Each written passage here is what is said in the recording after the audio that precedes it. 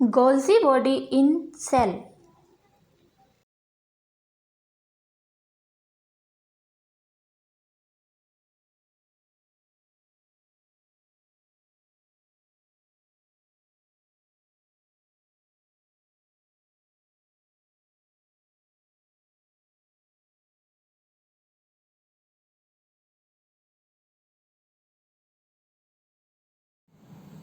Hello friends, I am Priyanka. Welcome to Priyanka classes. Last video में हमने discuss किया था इंडोप्लाज्मिक रेटिकुलम के बारे में। आज हम डिस्कस करेंगे गोल्जी बॉडी के बारे में। गोल्जी बॉडी क्या होती है, कैसे होती है, इसका स्ट्रक्चर कैसे होता है और ये क्या फंक्शन करती है सेल में। आइए हम देखते हैं। Golgi body is the main cell organelle of the cell. Golgi body also called lipochondria, Golgi body, Golgi complex and Golgi apparatus. In plant cell it is called dictyosome. Plant cell में इन्हें dictyosome कहते हैं। Golgi body discovered by professor Camillo Golgi in 1898 from animal cell. Golgi body discovered किया गया Camillo Golgi के द्वारा इन 1908 में animal cell से। He got Nobel prize in 1906। इस वर्क के लिए, इस डिस्कवरी के लिए इन्हें नोबेल प्राइज से सम्मानित किया गया। Golgi body are not found in blue green algae and bacteria, a group of cisternae which are dense and different in shape. Golgi body cisternae के ग्रुप्स होते हैं जो डेंस होते हैं और डिफरेंट शेप के होते हैं। It spread from endoplasmic reticulum to plasma membrane in a group 4 to 6 vesicle and some are different and some are attached endoplasmic reticulum. Golgi body 4 to 6 vesicles के ग्रुप होते हैं जो एक दूसरे से पैरेलल होते हैं और इंडोप्लाज्मिक रेटिकुलम से अटैच्ड होते हैं। It is dense layered disc shape twisted in corner. It have two side convex and concave. Golgi body endoplasmic reticulum से बनी हुई सिस्टर्नी होती है जो एक दूसरे से पैरेलल अटैच्ड होती है और डबल मेम्ब्रेनस होती है, कॉर्नर पर ट्विस्टेड होती है लाइक दिस। ये सिस्टर्नी के 2 साइड्स होते हैं, कॉन्वेक्स एंड कॉनकेव। कॉन्वेक्स को हम सिस फेस कहते हैं या फॉर्मिंग फेस कहते हैं और कॉनकेव को ट्रांसफेस या मैच्योरिंग फेस कहते हैं। कॉनकेव या ट्रांसफेस आगे की तरफ छोटी छोटी वेसिकल्स का फॉर्मेशन करता है जो हेल्प करती है वेस्ट प्रोडक्ट जो न्यूक्लियस से और इंडोप्लाज्मिक रेटिकुलम से बाहर निकाले जाते हैं। इंडोप्लाज्मिक रेटिकुलम गोल्जी बॉडी का फॉर्मेशन करते हैं। हम देखते हैं गोल्जी बॉडी का स्ट्रक्चर कैसे होता है और ये कैसे फंक्शन करते हैं। जैसा मैंने आपको ये स्ट्रक्चर में दिखाया है, आप देख रहे हैं स्ट्रक्चर। गोल्जी बॉडी का स्ट्रक्चर बहुत ही सिंपल होता है। गोल्जी बॉडी इंडोप्लाज्मिक रेटिकुलम से प्रोड्यूस्ड होते हैं। गोल्जी बॉडी जिस साइड में इंडोप्लाज्मिक रेटिकुलम से प्रोड्यूस होते हैं उस साइड को हम बोलते हैं सिस फेस या forming face. Golgi body double membranous cell organelle है जो कॉर्नर पर ट्विस्टेड होता है।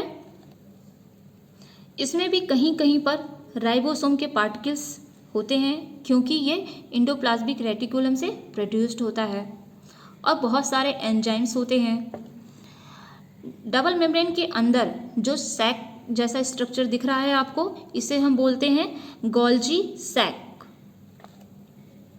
ये स्ट्रक्चर, इसे हम बोलते हैं गोल्जी सैक।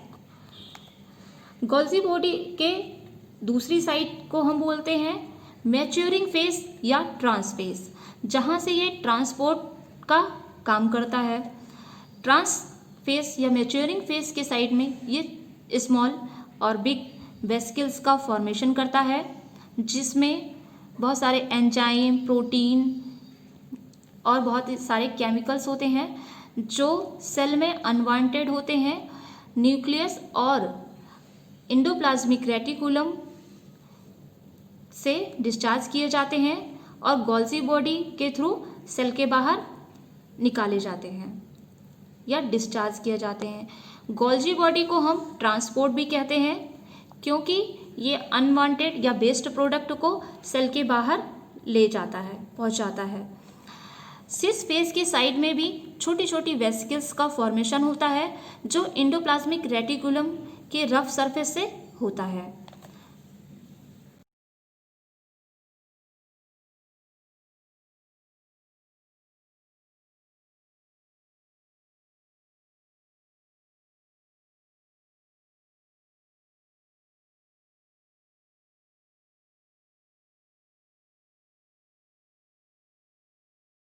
आइए हम देखते हैं गोल्जी बॉडी का फंक्शन क्या होता है, गोल्जी ऑपरेटस सेल में कैसे वर्क करते हैं। गोल्जी बॉडी में पॉलीसेक्राइड्स, म्यूकोपॉलीसेक्राइड्स पाए जाते हैं। बहुत सारे एंजाइम, न्यूक्लियोसाइड्स, फास्फाटेज, थायमीन, पायरोफॉस्फेट और एसिड पायरोफॉस्फेट और परऑक्सीडेज भी पाए जाते हैं।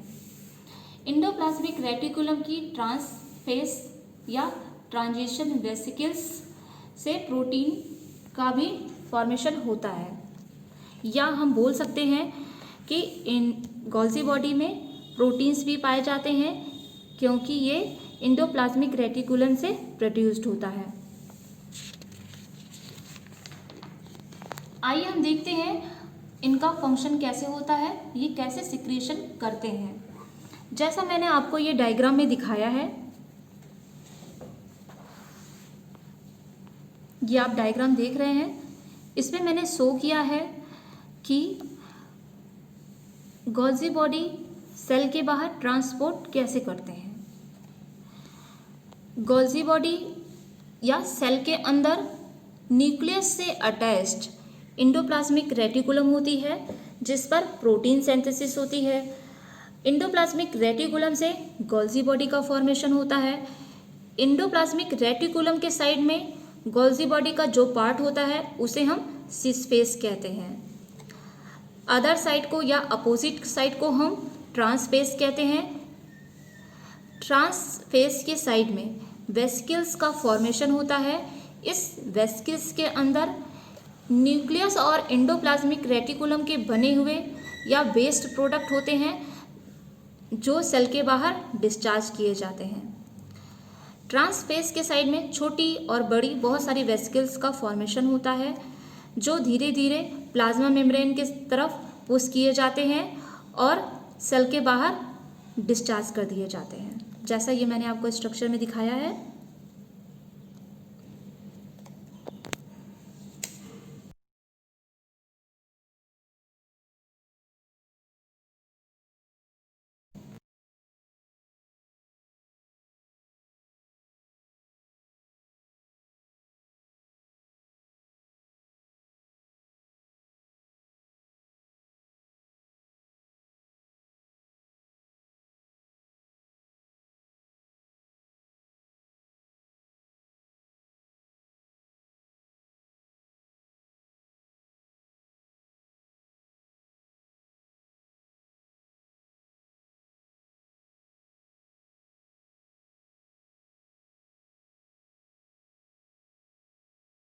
Cell plate formation. Vesicles of Golgi complex separates out from the main body and collect in the cell plate region and form a new cell plates. Cell plate के formation के समय जब cell division होता है और cell plate का formation होता है, तो गोल्जी बॉडी वेसिकल्स का फॉर्मेशन करती है, जो धीरे धीरे सेल प्लेट की तरफ खिसकती है और सेल प्लेट का फॉर्मेशन करती है। Cell wall formation. Cellulose the predominant constituents is synthesized at the surface by enzyme is plasma membrane. The other polysaccharides, hemicellulose and pectins are synthesized in the Golgi apparatus. Cell wall formation के समय Golgi body ऐसे product का या ऐसे material का formation करती है जो सेल वॉल फॉर्मेशन में हेल्प करता है, जैसे hemicellulose and pectins. Production of hormones, Golgi body hormone के प्रोडक्शन में हेल्प करता है एनिमल सेल्स में। Formation of acrosomes during spermatogenesis, spermatogenesis it means sperm का फॉर्मेशन, जैसा मैंने आपको प्रीवियस वीडियो में दिखाया है, काफ़ी डिस्क्राइब करके बताया हुआ है। स्पर्मेटोजेनेसिस के समय ये एक्रोसोम का फॉर्मेशन करते हैं। इट मीन्स जब स्पर्म मैच्योर होते हैं तो उनमें एक्रोसोम का फॉर्मेशन होता है उनके टर्मिनल पोजीशन पर। The lysosome originate from the Golgi apparatus, lysosomes Golgi apparatus से प्रोड्यूस्ड होते हैं। जैसा मैंने आज आपको वीडियो में बताया, गोल्जी बॉडी की डिस्कवरी किसने की, गोल्जी बॉडी का फंक्शन क्या होता है, इनका स्ट्रक्चर कैसे होता है, गोल्जी बॉडी का फंक्शन कैसे होता है, कैसे ये वर्क करते हैं, कैसे ये वेस्ट प्रोडक्ट को या सेल के अनवांटेड प्रोडक्ट को सेल के बाहर डिस्चार्ज करते हैं, और ये सेल में किस किस फंक्शन में पार्टिसिपेट करते हैं, किस तरह के प्रोडक्ट में की ये सिंथेसिस करते हैं। अगर आपको हमारा वीडियो पसंद आया है तो हमारे वीडियो को लाइक करिए और ज़्यादा से ज़्यादा शेयर करिए। अगर अभी तक आपने हमारा चैनल सब्सक्राइब नहीं किया है तो बेल आइकन दबाकर हमारे चैनल को सब्सक्राइब करिए। Thank you.